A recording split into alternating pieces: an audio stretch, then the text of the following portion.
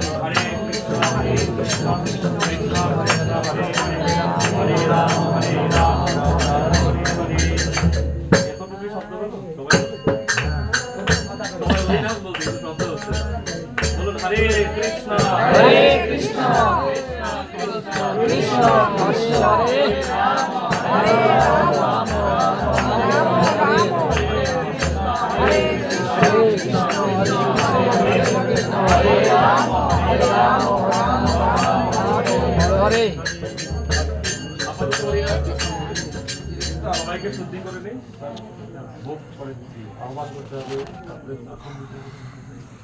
আচ্ছা সবাই কি যারা এখানে এসেছেন উপবাস আছেন এখনো?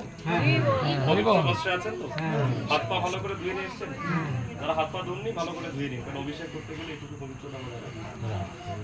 অন্তত প্রভুদের উচিত ছিল ধুতি পরা, তিলক করে অন্তত কপালে তিলক দিন, যাদের তিলক